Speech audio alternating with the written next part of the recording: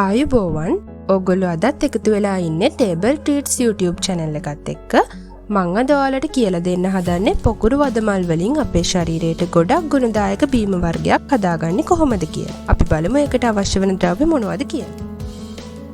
පොකුරු වදමල්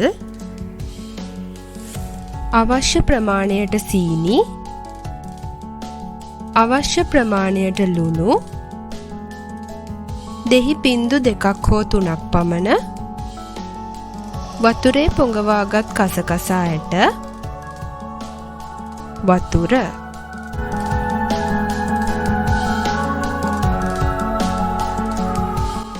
මුලින්ම මම භාජනයක් ලිපේ තියලා භාජනයට වතුර ටික එකතු කර ගන්නවා.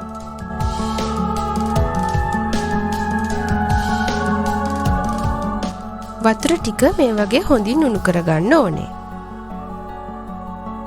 ඊට පස්සේ වදමල් ටික මේ වගේ පෙති ගලවගෙන මම කෝප් එකට දාගන්නවා.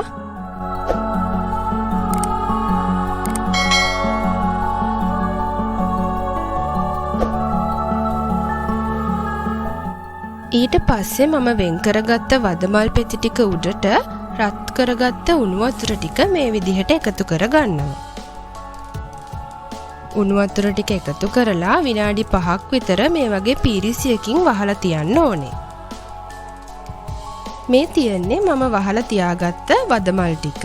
මේ වෙනකොට වදමල් වල පාට හොඳට වතුරට උරාගෙන තියෙනවා.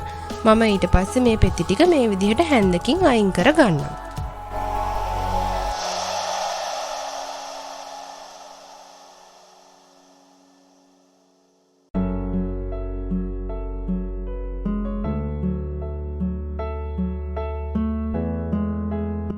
ඊට පස්සේ මම ඒකටම අවශ්‍ය ප්‍රමාණයට ලුණු එකතු කරගන්නවා.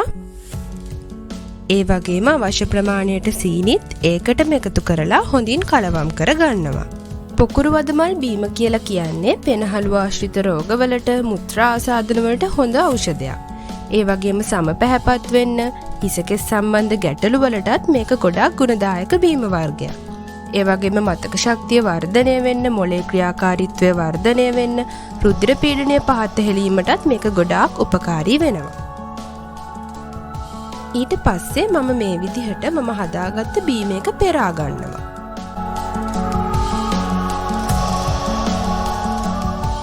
පෙරා ගත්තට පස්සේ ඔයාලට අවශ්‍ය නම් දෙහි බිංදු 2-3ක් එකතු කරගන්න පුළුවන්.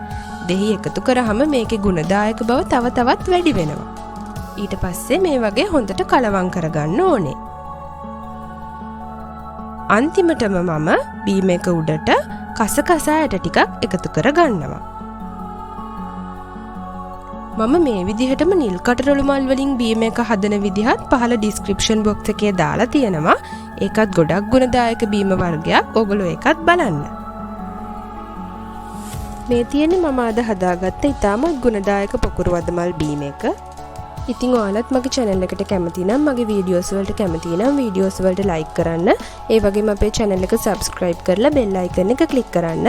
ඔයාලත් මේ වගේම ගෙදරදී පොකුරු වදමල් වලින් බීම හදලා මට comment එකක් දාන්න.